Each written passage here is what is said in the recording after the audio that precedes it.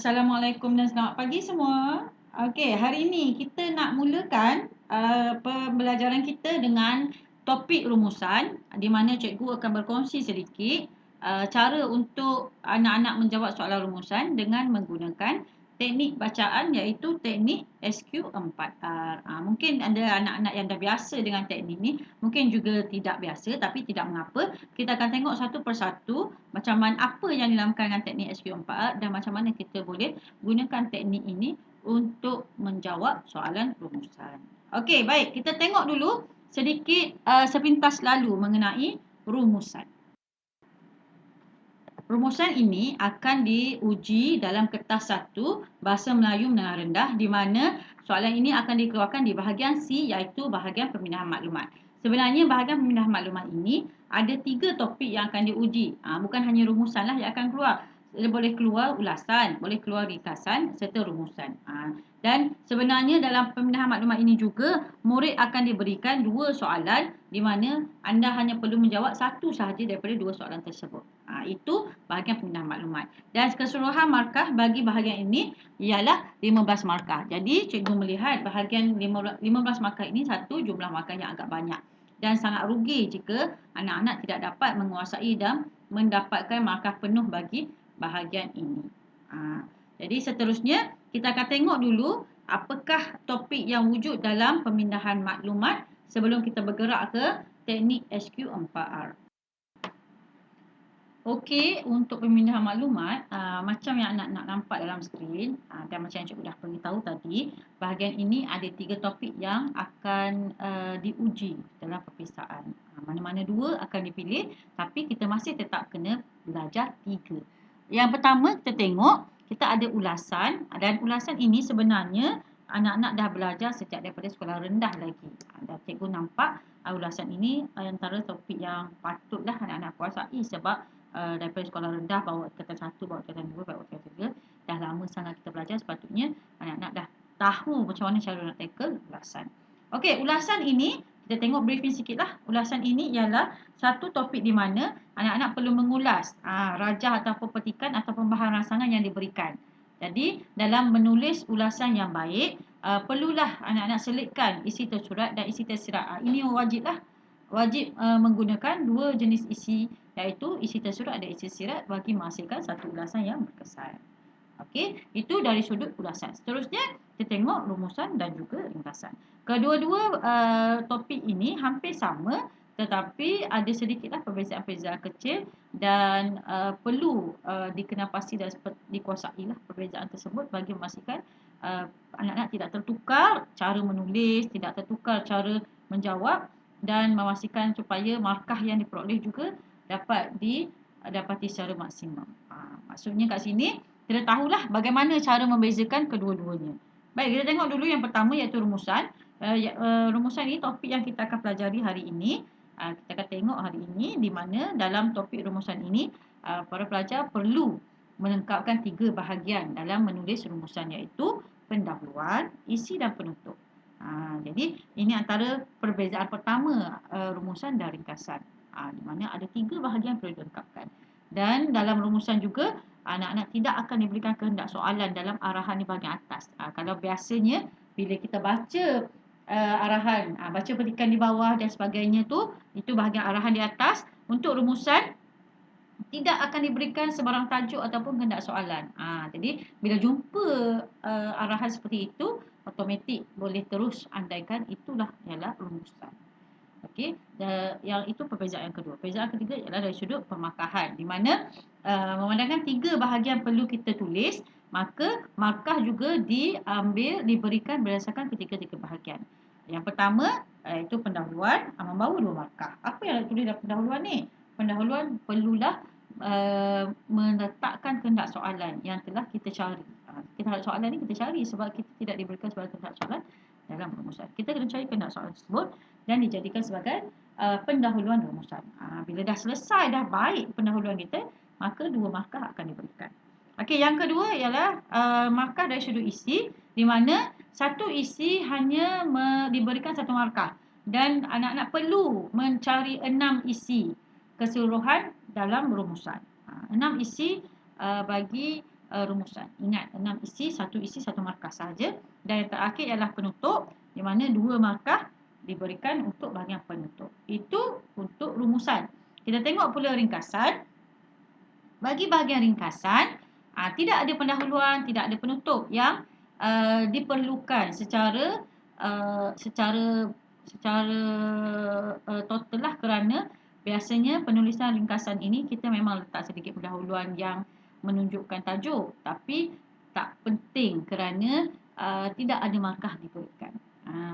Apa yang diuji, yang diberikan markah dalam ringkasan ialah isi sahaja, di mana satu isi membawa 2 markah, dan dalam bahagian ini anak-anak perlu mencari 5 isi total. 5 isi membawa 10 markah dan lagi 5 markah bahasa, iaitu kebolehan anak-anak menulis dengan baik. Macam yang cikgu cakap tadi, rumusan tidak diberikan kehendak soalan dan berbeza dengan ringkasan, di mana dalam ringkasan pada bahagian arahan di atasnya akan dihitam pekatkan kehendak soalan bagi anak-anak supaya anak-anak boleh rujuk kehendak soalan tersebut dan terus mencari isi penting berdasarkan kehendak soalan yang diberikan. Okey, itu ialah satu penerangan ringkas untuk ketiga-tiga topik yang wujud dalam pemindahan maklumat. Kita bergerak kepada teknik bacaan SQ4R. Okey, cikgu terangkan dahulu apakah yang dinamakan sebagai teknik bacaan SQ4R sebelum kita guna pakai dalam penulisan rumusan. Okey, SQ4R ini ialah satu teknik bacaan yang diperkenalkan dalam modul hebat. Dalam bahasa Melayu, memang pelajar perlu diperkenalkan dengan pelbagai teknik bacaan untuk membantu pelajar dalam memahami petikan ataupun bahan yang diberikan dengan lebih baik. Jadi salah satunya ialah teknik SQ4R inilah. Dan fungsi SQ4R ini daripada memahami petikan dengan baik ialah untuk membantu pelajar mengingat. Mengingat semula apa yang dipelajari ataupun dibaca dengan lebih berkesan. Ini ialah teknik SQ4R, di mana ada 6 langkah yang perlu para pelajar ikut, iaitu S merupakan survey, question, read, record, recite dan reflect. 6 langkah ini membawa kepada satu, jika apabila pelajar kuasai, membawa kepada satu kefahaman diri yang sangat berkesan, yang sangat baiklah. Para pelajar akan dapati apabila mereka mengikuti SQ4R, mereka sebenarnya boleh memahami suatu petikan itu dengan lebih baik. Jadi kita tengoklah apa yang dinamakan survey, question, read, record, recite dan reflect. Okey, survey. Survey ini adalah aktiviti membaca sepintas lalu. Apabila ini kita kaitkan terus dengan rumusan dia, di mana apabila anak-anak diberikan satu petikan rumusan, perlulah anak-anak baca. Kalau dalam bahasa Inggeris ni kita panggil skim and scanning. Kita baca sepintas lalu untuk kita dapatkan idea kasar berkaitan dengan petikan yang diberikan. Kita nak tahu apakah temanya, tajuk apakah tema yang diberikan dalam petikan tersebut, ada tak perkataan-perkataan yang kurang kita fahami, bahasa-bahasa tinggi. Jadi secara tak langsung kita dah dapat idea, ataupun kita taklah terkejut sangat bila kita baca, ini perkataan apa kan. Jadi kita buat survey terlebih dahulu. Setelah sahaja selesai survey, kita terus mula membina soalan. Memandangkan kita dah tahu dalam rumusan ini para pelajar perlu mencari kehendak soalan, isi penting. Jadi kita dah siapkan terus soalan sedemikian dalam bahagian question supaya kita dapat lebih tertumpu. Kita dah fokus apa yang kita nak cari lepas ni. Jadi macam yang cikgu buat kat sini, ada 3 perkara yang perlu dicari. Sebenarnya lah 3 lah. Yang pertama ialah tema, TAP. TAP ini adalah satu kata kunci yang cikgu memang tekankan apabila para pelajar buat penulisan. Bila tak kisahlah rumusan ke, karangan umum ke, karangan pendek ke, penggunaan TAP ini sangat penting. Yang apa itu TAP? Tema. T merujuk pada tema, A merujuk pada arahan atau kehendak soalan, dan P merujuk pada pihak. Bila dia dah dapat petikan, cari ketiga-tiga perkara ini. Memandangkan kita memang tidak tahu A itu apa, kita memang tak tahu kan arahan ataupun kehendak soalan itu apa, so kita KIV kan saja bahagian A ataupun kehendak soalan itu. Kita nak cari itulah kehendak soalan, isi penting dan juga tema pihak. Kat situ pentingnya kita buat question. Kat sini kalau awak perasan juga, Cikgu letakkan siap-siap kata kunci kehendak soalan. Kenapa cikgu letak ni? Cikgu letak kata kunci kehendak soalan supaya lepas kita dah dapat isi penting nanti, kita akan buat analisis terhadap isi penting tersebut dan kita akan cuba meneka kehendak soalan daripada isi-isi yang kita dah cari. Jadi macam mana nak teka kehendak soalan? Kita akan gunakan kata kunci yang ada. Adakah isi tersebut menjurus pada punca, langkah, kesan, kepentingan atau fungsi? Jadi daripada situ secara automatik kita dah boleh dapat kehendak soalan yang lebih baik. Ataupun susahlah nak cakap kehendak soalan tu susah sebab salah. Kita kalau boleh nak maksimumkan jawapan yang betul. Kita nak pastikan kita dapat jawapan yang betul. Macam itu. Okey, seterusnya kita pergi pada read, iaitu kita mula membaca dengan teliti petikan yang kita dah dapat. Kita dah buat soalan tadi, kemudian kita mula baca dengan teliti. Apakah yang diberikan kepada kita? Sambil baca, kita boleh terus record. Record terus, catat semua isi penting yang kita dapat. Isi penting ni apa benda? Nak tengok dah. Baca. Kita tengok apa yang kita rasa penting. Kita gariskan,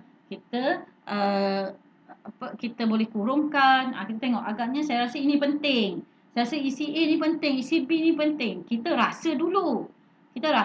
Bila kita rasa, maka kita catat supaya kita boleh pastikan nanti kita buat recite, kita buat reflect, kita tahu jawapan kita betul atau salah.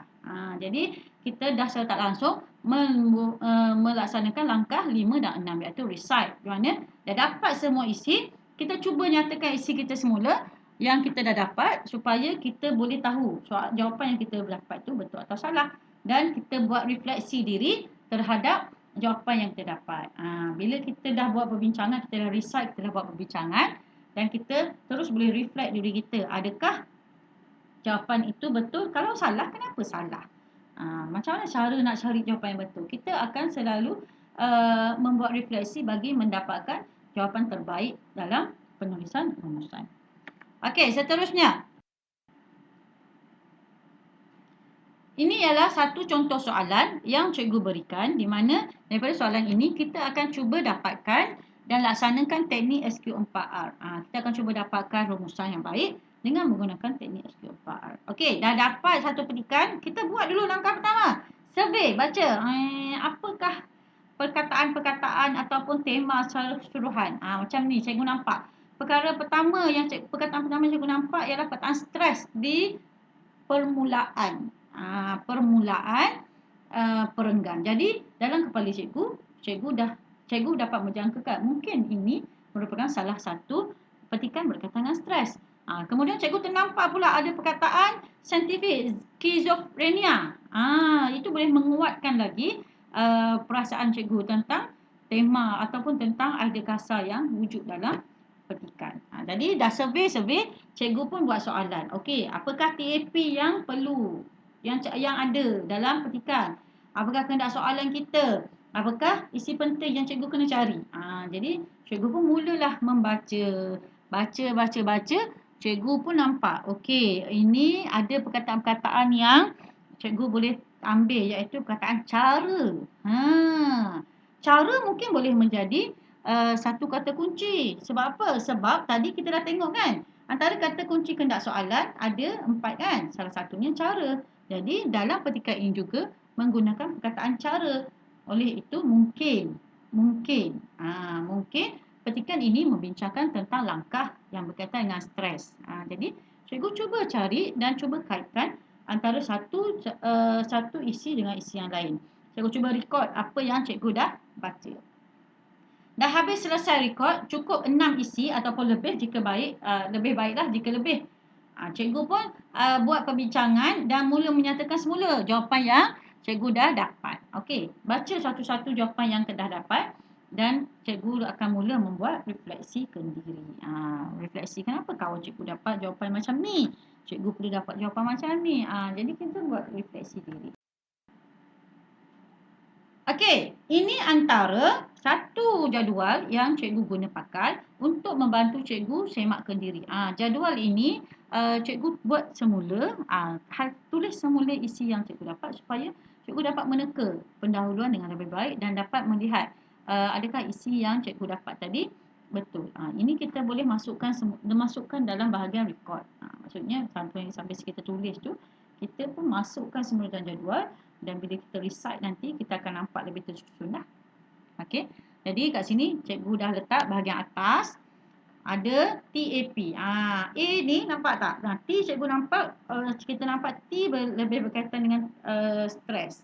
Tema bagi petikan tersebut merujuk pada stres. A kehendak soalan cikgu tak tahu, jadi cikgu letakkan KIB kat situ. Dan P bila cikgu baca-baca petikan, cikgu lihat apa yang cuba disampaikan dalam petikan lebih merujuk pada diri sendiri. Pihak yang terlibat itu pihak yang merujuk pada seseorang ataupun individu. Jadi cikgu letak diri sendiri ataupun individu kat situ lah. Dan masa untuk membuat rangka pendahuluan. Sekarang kita nak teka kehendak soalan kan. Nak teka kehendak soalan kita kena tengok isi. Jadi cikgu pun analisis isi yang cikgu dapat. 6 isi. Macam tadi kan cikgu dah dapat satu idea kat dalam kepala sebab cikgu nampak antara perkataan yang diguna pakai dalam petikan ialah perkataan cara.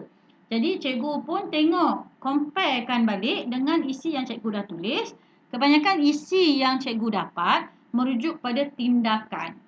Tindakan atau kata kerja lah, merujuk pada tindakan atau kata kerja, di mana apabila cikgu buat analisis, cikgu dapati hampir keseluruhannya merujuk pada cara. Merujuk pada cara. Cara apa? Cara untuk stres. Cara untuk stres. Tapi adakah cara ini cara untuk menghadapi stres atau cara untuk meningkatkan lagi stres?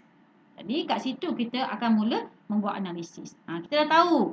Nampak kebanyakannya merujuk pada cara. Okey, kata kunci kita cara. Jadi tema kita kat sini ialah stres. Cara stres. Tapi cara apa? Cara meningkatkan stres, cara mengurangkan stres. Jadi kat situ kita tengok semula. Okey, baik. Ini ialah semua cara mengurangkan stres atau cara menghadapi stres. Jadi secara automatik dapatlah kita pendahuluan ataupun kata kehendak soalan kat sini. Di mana kehendak soalan kita yang kita boleh tulis ialah cara-cara untuk seseorang individu menghadapi stres. Nampak tak? Cikgu gunakan semula kata pihak kat sini. Cara-cara seseorang individu menghadapi stres ataupun langkah-langkah untuk menghadapi stres pun tak ada masalah. Kita boleh guna pakai pihak kat sini dalam kehendak soalan ataupun tak ada pun tak ada masalah. Tapi kehendak pihak kita akan diguna pakai dalam penulisan rumusan nanti. Itu wajiblah pakai supaya ayat kita menjadi ayat yang lebih baik. Okey, dah dapat kat sini. Kita tulis cara-cara seseorang menghadapi stres atau tekanan.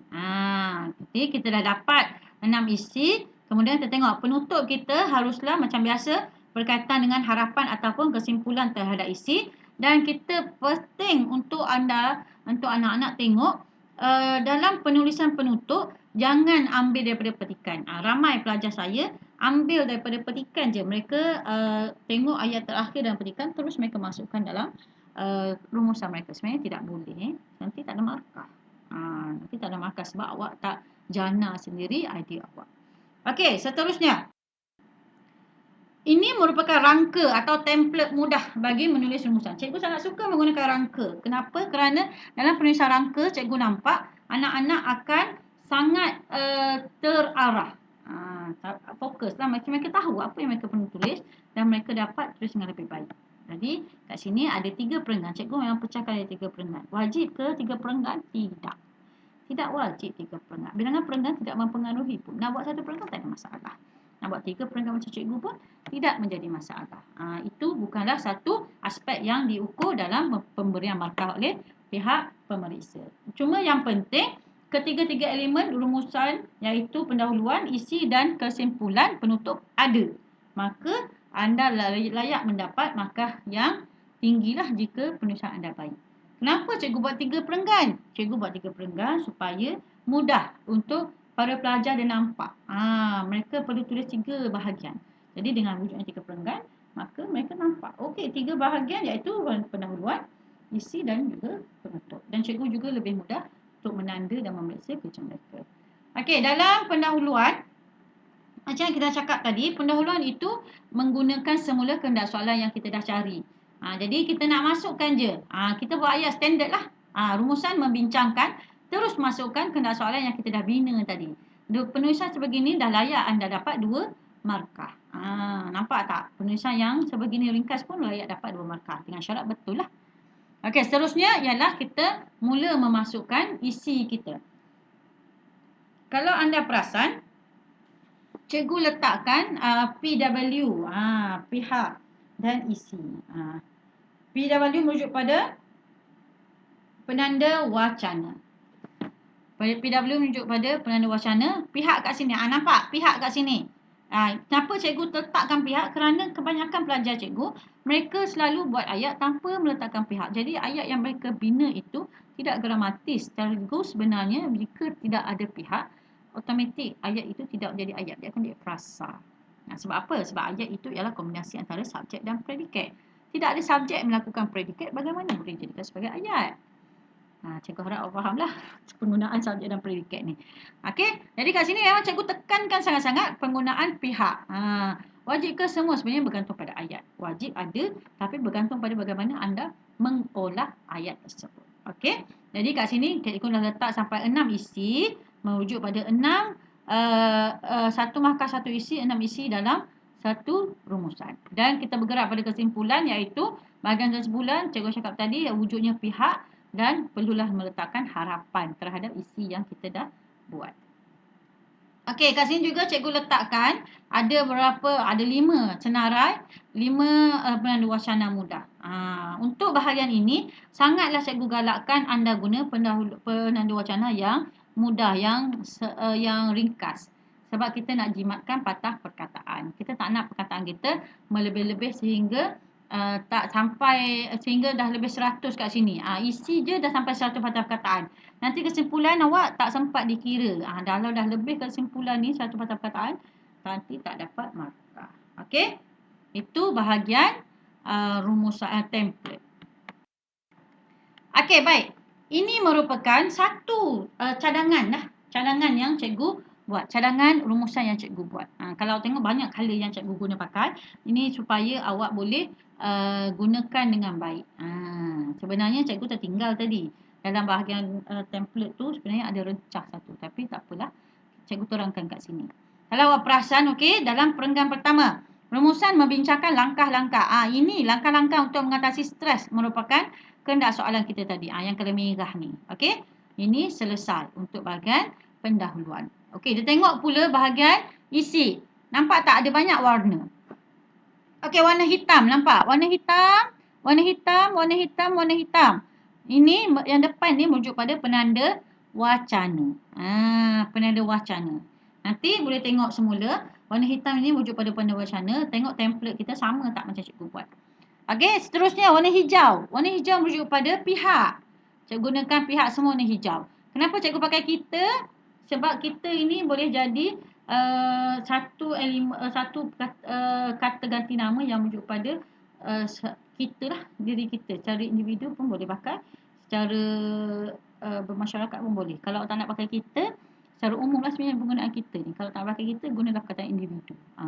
Individu perlulah berani, ataupun seseorang itu perlulah berani. Okey, tak ada masalah nak gunakan mana-mana perkataan yang sesuai, merujuk pada diri sendiri atau individu. Okey, jadi itu dah 2 perkara, 2 warna. Kita tengok pula warna biru. Okey, warna biru ini merujuk kepada isi. Berani menghadapi cabaran, digalakkan untuk berehat, mengawal emosi. Ini semua isi yang cikgu ambil dalam kotak-kotak semak kendiri tadi. Cikgu ambil daripada situ. Ini isi yang cikgu ambil untuk nampak jelaskan pada anda lah, untuk awak nampak dengan lebih jelas tentang penulisan ini. Dan awak nampak tak ada kala ungu kat hujung ni. Ungu ini merupakan bahagian perencah. Perencah ini yang cikgu cakap tadi. Perencah tu apa? Perencah ini sebenarnya sedikit ayat sokongan yang membantu penulisan awak supaya lebih baik. Supaya awak tak buat ayat tergantung. Sebab kalau cikgu tak letak kata perencah ni, nanti pelajar cikgu ramai yang hanya masukkan pihak dan isi terus mereka noktahkan tanpa mereka tengok ayat tu tergantung ke tidak, pelik ke tidak, mereka hentam saja. Jadi cikgu letakkan rencah kat belakang supaya lepas ni awak boleh ingat, awak boleh tengok bila awak tulis ayat, ayat macam yang awak buat tu pelik tak susunan dia atau bacaannya pelik ke tak, tergantung ke tidak, gramatis ke tidak. Bila tak awak nampak macam tergantung ataupun tidak gramatis, tambahlah sedikit perencah kat belakang. Wajib ke semua ayat ada? Tidak semestinya. Tengok macam ayat pertama cikgu. Tidak ada pun cikgu letakkan rencah. Sebab apa? Sebab ayat ni dah jelas. Berani menghadapi cabaran yang mendatang. Dah selesai kat situ. Tapi macam ayat yang kedua ni, selain itu kita digalakkan untuk berehat dalam satu tempoh masa yang panjang. Macam agak tergantung, macam kenapa pula nak berehat dalam masa yang panjang. Tu cikgu tambah sikit agar stres kita dapat dikurangkan. Nampak? Kalau tak nampak kena praktis lah, kena praktis banyak kali atau tanya cikgu lagi. Okey, seterusnya kita juga perlu mengawal emosi.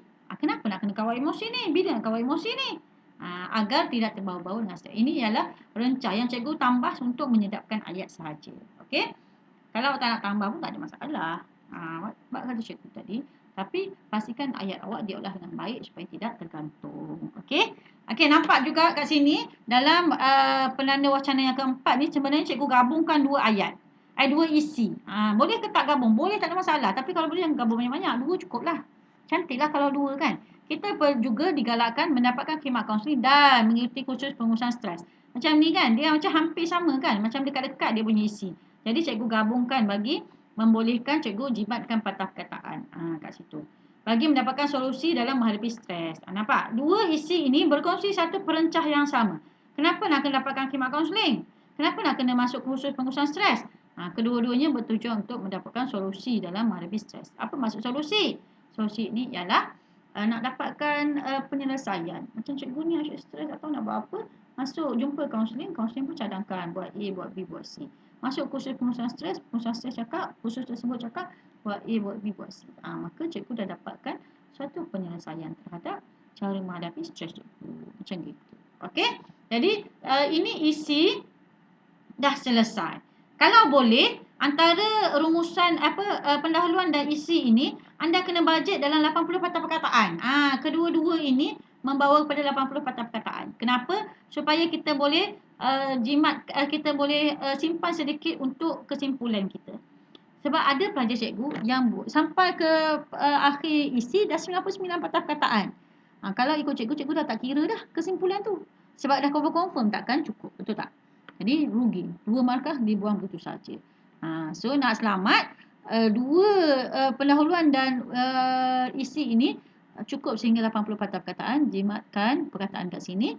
Dan 20 patah perkataan dalam jakaan lah berada di kesimpulan. Okey, tengok kesimpulan cikgu buat. Kesimpulannya, stres merupakan pembunuh dalam diam. Nampak tak? Ini ialah apa yang boleh cikgu kaitkan daripada perkara ini. Sebab apa? Sebab stres tu nampak, kalau stres tak dapat kawal emosi, kita akan terbawa-bawa. Nampak tak? Dia sebenarnya satu pembunuh. Oleh itu, ini harapan cikgu. Kita harus memastikan kita tidak terjebak dalam stres yang melampau. Ataupun awak boleh tukarkan susunan ayat. Kesimpulannya, kita haruslah memastikan diri kita tidak terjebak dalam stres yang melampau kerana stres merupakan pembunuh dalam diam. Okey, cikgu buat semua ni cukup-cukup 100 patah perkataan. Ingat, tulis terus. Kesian cikgu-cikgu atau pemeriksa yang nak tanda nanti. Mereka kena kira satu demi satu. Jadi, lebih baik awak tulis terus supaya awak dapat memudahkan kerja cikgu. Okey, itu selesai untuk penulisan rumusan. Cikgu rasa sampai setakat itu saja. Cikgu harap sangat awak dapat gunakan teknik ini dengan baik dan seterusnya dapat membantu awak menjawab soalan rumusan. Okey, itu sahaja dari cikgu. Kalau ada masalah ataupun bahagian yang anda tidak dapat faham, boleh maklumkan kepada cikgu ataupun tanya sahaja. Tak ada masalah, sila tanya. Kerana sesungguhnya bertanya itu boleh membantu kita keluar daripada jalan yang sesat. Okey, selamat berjaya dan terima kasih.